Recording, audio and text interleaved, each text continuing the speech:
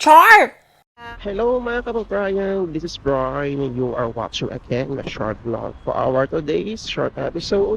Ayan, tayo po, ayan, dito sa Grush Park. Yes, tingnan nyo naman. Ayan, chart. So, malakas ang hangin, makulimlim, nakaumulan. So, naisipan ko lumabas ng bahay, maglakat-lakad. Sulitin natin ang ating natitirang araw ng bakasyon. Oo, dahil next week tayo ay back to work na naman. So, baka hindi man makakapag-upload, baka bihira ulit. O, alam niyo naman tayo, alipin ng pera. Ayan, so samahan niyo ako maglakad-lakad, mag-usap-usap tayo, and then wala lang, bala ko lang din mag-window shopping. Oo, so kung ano naman yung mapag-usapan natin sa vlog na to habang tayo ay naglalakad sa ating pupuntahan. Ayan, so pag-usapan natin yan sa ating vlog for today.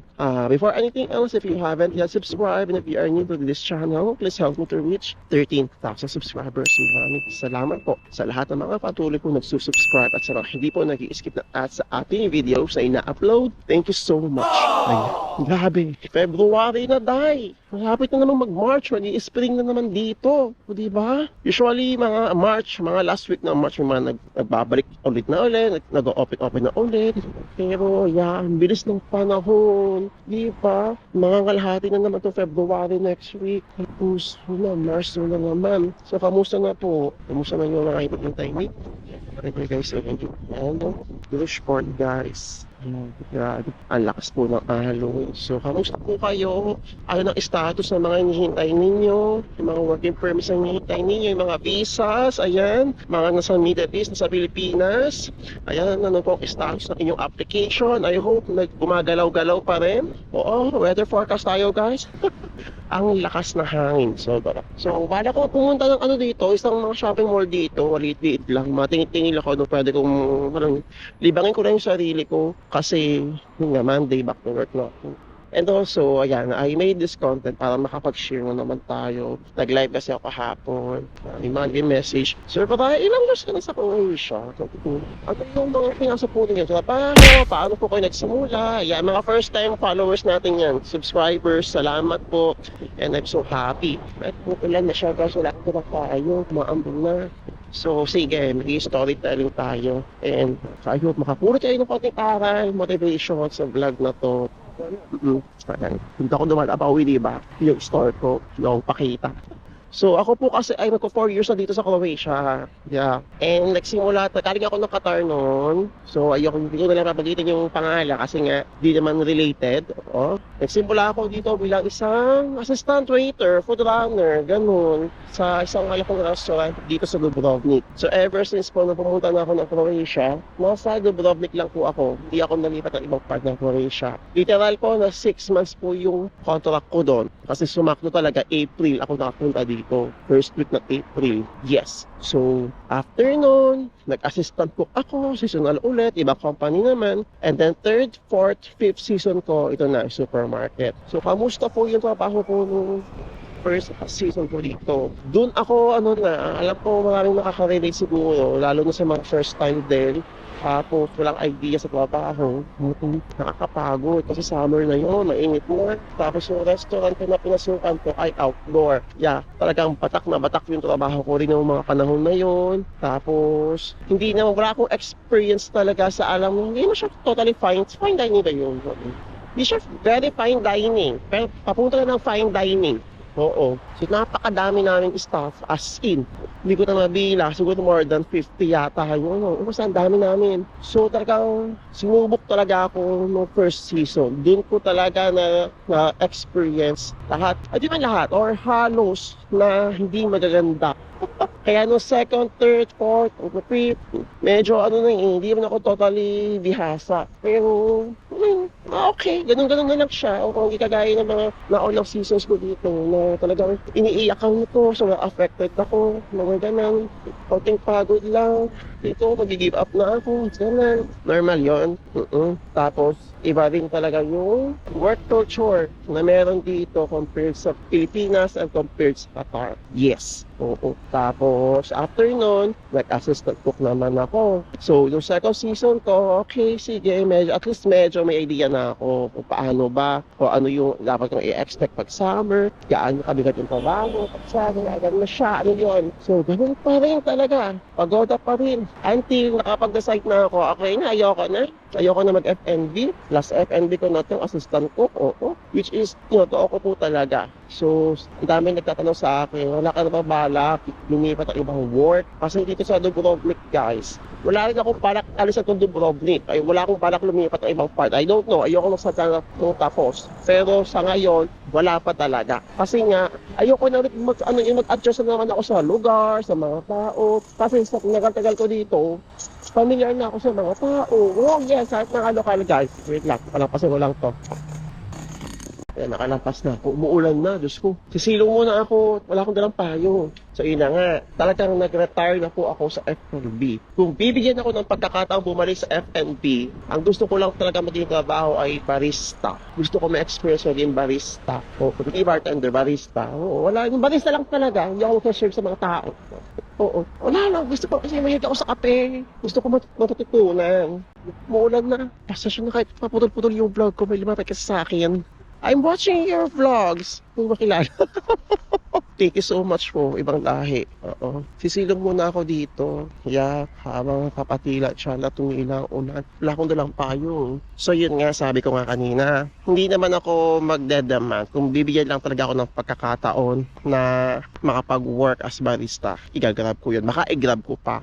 Pero sa mga nagtatanong, ayun nga, kung kamusta ba yung trabaho ko sa supermarket? Actually guys, nakakapagod. Oo, nakakapagod. Nakakapuno minsan, nakakaubos ng pasensya. Pero ano yun nga, siguro talaga ano kasi doon alam mo yun, para di ka para, alam mo yung somehow di ka panghinaan ba ng loob ang tawag doon? Para mairaos mo. Kasi, once na familiar ka na sa lugar, familiar ka na sa trabaho, sa mga ginagawa mo, yung pagod kasi na napapafeel mo, ay parang normal na lang din. So, kaya po ako tumagal ng supermarket. Pangalawa, kasi long-term job. Yun naman talaga yung plano ko, makahanap ko ng long-term job. And then, pangatlo, ayun nga, hindi ako gaano, or kumakausap ng tao, pero hindi kagaya ng dati kong trabaho na, alam mo yun, haharap ako sa mga customers, ganun. Dito, humaharap ako sa mga customers, pero yung tipong walang pressure, oo, yung tipong hindi ko kailangan makipag-argumento kapag may mga complaints, mga ganyan. Ano pa ba? Ayun, siguro talagang nasanay na lang din talaga ako sa ginagawa. Oo, kasi paulit-ulit lang naman. Mag-refill ka lang, magkakaha ka. Tapos, yun lang, ganun lang talaga literal ginagawa ko. Oo, tapos kung ano lang paggawa ng amo, gawin mo lang. Tapos, wala na, tapos na, uwi ka na, ganun lang. Tapos, 7 hours ng trabaho. Ayan. Tapos, nagbubuhat po ako. Yes, nagbubuhat ako kasi ang daming paleta, lalo na pag summer. Pero okay nga lang yun kasi hindi ako nape-pressure na tapusin ko dapat lahat yon. Let's say for example, nasa umaga ako. Kasi may panghapon naman pwedeng tumapos. Ganon. At the same time, hindi man din ganun kalaki yung sahod ko. At least nga, tuloy-tuloy yung trabaho. Yun ang napaka-importante sa akin. So, sa mga nag-message na malungkot daw ang buhay ko dito, ang daming nag-message. Natatawa ako guys. Oo, wala na akong kaibigan. Pangalawa, malungkot daw ang buhay ko. Oo. Ano talaga guys, hindi talaga ako palalabas ng bahay. Hindi ako mahilig kasi yun nga, Diyos ko, ang sa city, tinagal-tagal ko rin talaga dito. Talagang, yun lang din naman pupuntahan ko. Wala akong iba pupuntahan dito, kundi yun at yun lang din. All town, diba? So, wala akong kaibigan, meron pa akong kaibigan. Pero yung mga kaibigan pong term, o yung mga sinasabi yung kaibigan ko, hindi talaga siya totally circle of friends talaga na pupuntahan ko after ng duty, tatambayan ko after duty. Hindi po, kasi talagang literal po din na bahay, trabaho lang po talaga ako. Pero may mga kaibigan po ako dito. Pero kung compare ng tatambayan mo ng apartment, ganun, mag-iinom kayo, ganun, hindi po. Wala akong ganun dito. Kasi nga, bahay, trabaho lang ako. At masaya po ako doon. Yun po talaga ang gusto ko. Lalo na dito na 33 na ako, di ba? Yun na lang talagang gusto ko, yun na lang ang hinahanap ko din, peace of mind. At saka yung tahimik na buhay after long tiring day. Magadagat ako, ganun. Magla-live ako, mag-vlog ako. Ayun, fulfilled na ako sa ganun. Basta magawa ko lang, makapag-upload lang ako, makapag-vlog lang ako. Okay na ako doon. Yeah, so If you will notice, nag-iisa ako palagi sa vlog, wala pong problema, wala pong anything. Talagang choice ko lang po talaga. Kung may mga invite man akong kabayan for the vlog, go, walang problema. Pero kagaya na ito, mag-isa lang ako, diba? Masaya po ako, guys.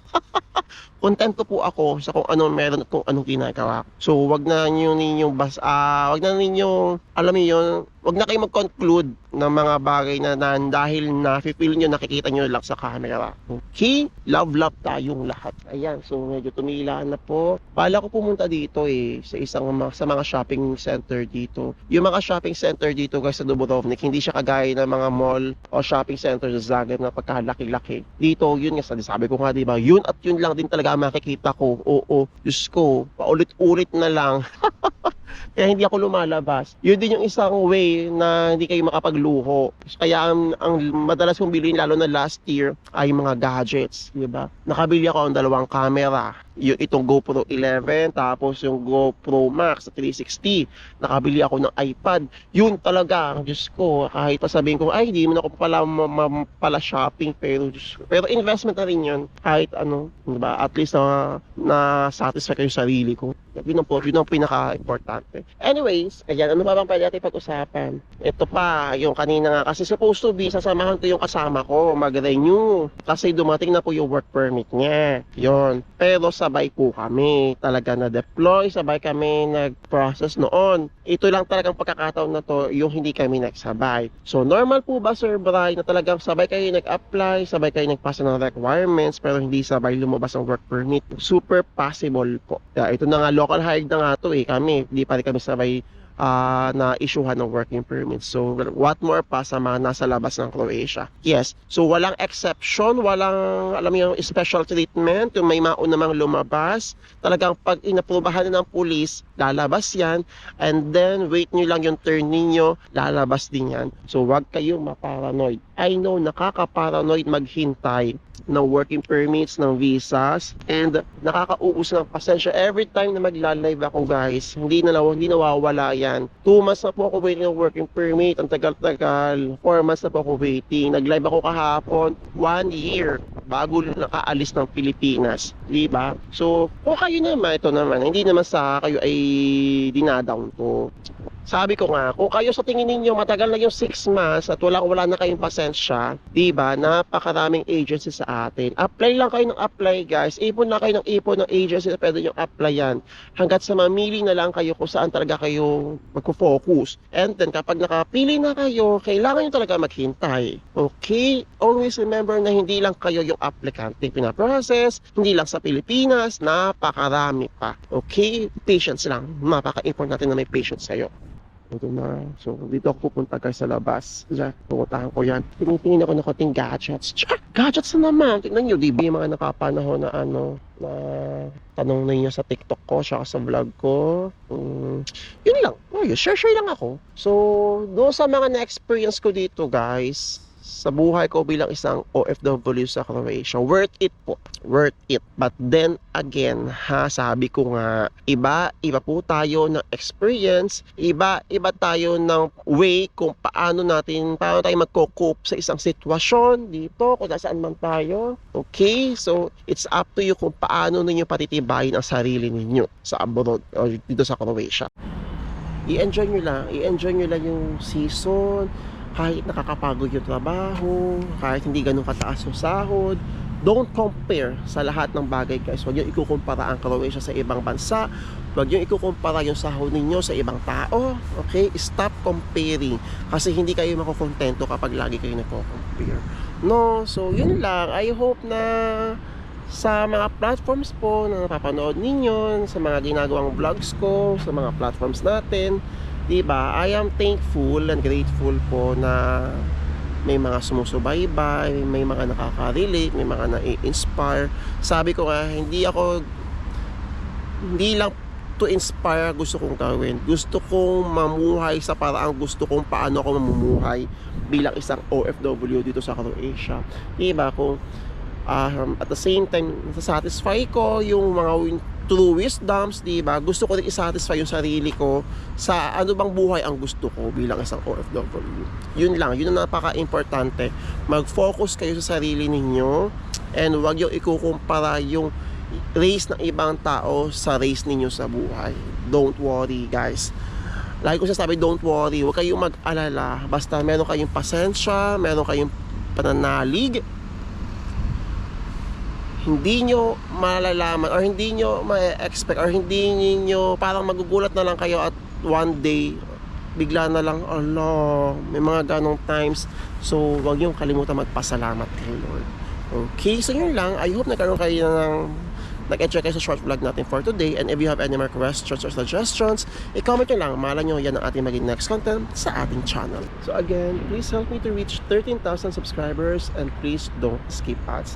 Maraming salamat po sa lahat ng mga patuloy na sumusuporta sa mga ina-upload ko sa YouTube, TikTok, Facebook, ayan. So sa Instagram, I hope maka-follow din po kayo. Yung photography ko, nandiyan siya naka-upload sa Instagram natin. Okay, good luck guys. I hope na lumabas na po ang mga working permits and visas ninyo. And I hope na tayo pong lahat ay magkita-kita dito sa Croatia. Okay, good luck and God bless guys. Again, see you here in Croatia. Ciao! Anong magagawa?